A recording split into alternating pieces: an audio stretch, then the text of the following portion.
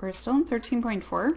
We have one last topic to talk about, tangential and normal components of acceleration.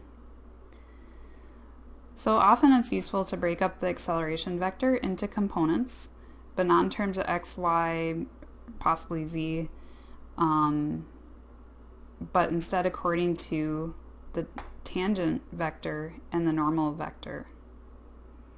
So think about this. We're traveling along this curve, and from the reference frame of being like, say, in a train or whatever, right here, then, there's an occasion that we probably just care about the component of acceleration that's moving forward in the reference frame of where we're moving forward, not our coordinate system of what's x and y. And then also normal to that, or at this 90-degree perpendicular directed in. So that would be useful, and is useful in certain contexts. Also, it kind of gives us this idea of, okay, we're not strictly restricted to having the xy coordinate system. We can talk about components of a vector according to other things. In this case, the tangent vector, which remember is in the direction of the derivative of the position function or the velocity. So we would potentially care about that, and we can do that. So I'm going to go through the derivation of these formulas for the most part, almost all the way through, and then you will have a formula in the end here. But to understand this, you really kind of should go through this derivation with me, or look in your book. Otherwise, you probably kind of miss the boat on what these things even are. So again, we can break the acceleration vector into components, not according to x and y, but according to other things. And what's useful is the tangent unit vector, t, and the normal unit vector, n. And so we're going to call those components a sub t and a sub n.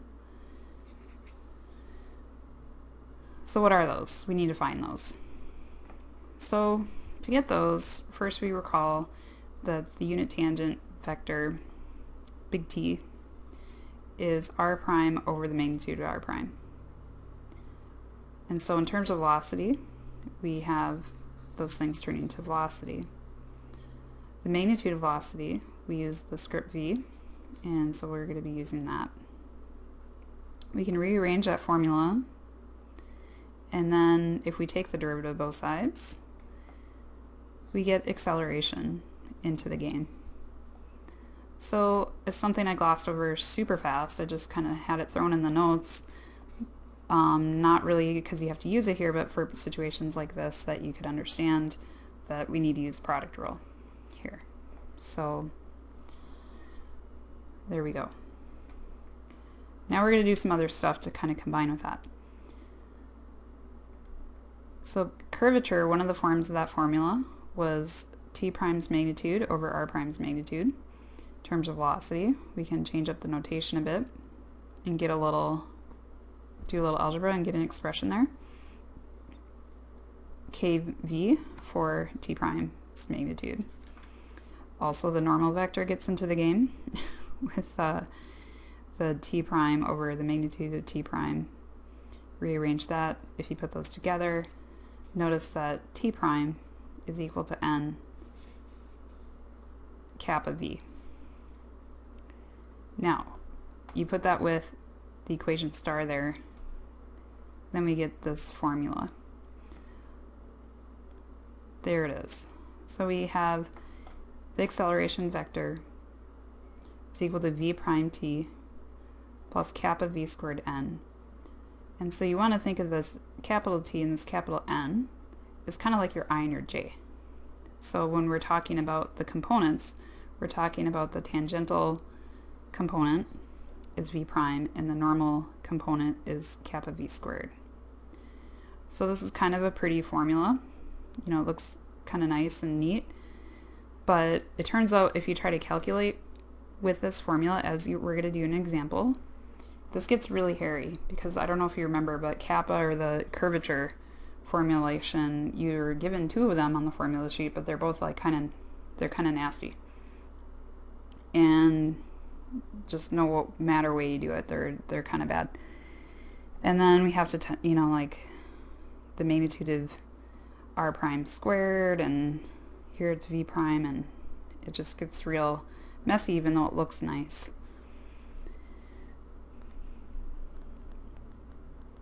So just kind of, before we move on to the getting past the messiness and giving you a formula that you can use a little bit better, just a reminder here that again, the components are these separate things. And all I did was take that figure that I started with and labeled it with our a sub t and our a sub n, which we just found. It's again, kind of not really nice for calculation. Alright, so anyway, I'm sparing you the derivation of both of these formulas, but it is in your textbook. It's actually not too much if you're interested. It's just, enough's enough here. It turns out you can do some algebra, and if you're thinking about calculating, this is, believe it or not, pretty efficient formulation for a sub t. So notice we got r prime, r double prime, finding the magnitude of r prime. It's all about r prime and r double prime. Here we got the cross product of those, we find the magnitude. So actually this ends up being not so bad, and we don't have to worry about what curvature formula to use and blah blah blah. So it makes it easier for you guys. And this is the one I give you, and they don't actually state it this way in the book, but this just kind of cuts right to the chase. Alright, now let's actually do this. Find the tangential normal components of the acceleration vector given, which is r of t is equal to ti plus t squared j plus 3tk. So again, you're given this fabulous formula. And notice that, again, we got r prime and r double prime as the main players, and then we have to do stuff with them, find the magnitude and cross product, blah, blah, blah. Also remember that the t and the n are the components. You're not actually calculating those. And so hopefully from that derivation that became clear on what we're doing here with the components of the tangential normal components. It's like the I and the J. Just leave those alone.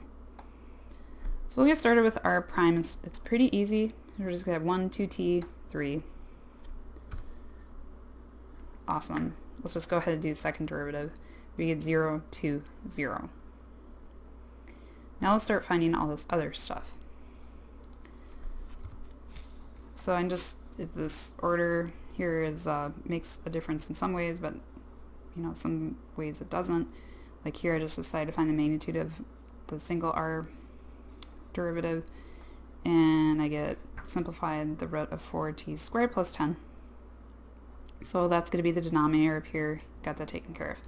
So now notice I got the dot product and I got the cross product, so that would be another good place to start working. I was trying to ease into this, so I did the dot product. That was pretty easy, and I got 4t. Next, notice that's just all I need right there, so I'm kind of done with that task, and I need to move on to this cross product. So doing the cross product, remember the order matters. Find that boils down to negative 6i plus 2k. What's needed up here is the magnitude of that. So now we're going to go ahead and find that magnitude by squaring, adding, and square root overall. Simplifies to 2 times square root of 10. So now's the fun part. We get to plug in. Remember, we're just plugging in for this part. We leave the t alone, and that will be the a sub t, or the tangential component of the acceleration. So this is how it's given, but component-wise, you need to know enough about this that you're just grabbing that part and applying that formula. So there it be. Same type of business with the a sub n. You're just grabbing the coefficient there, and that is your normal component of the acceleration. And so that's it. We're done with section 13.4.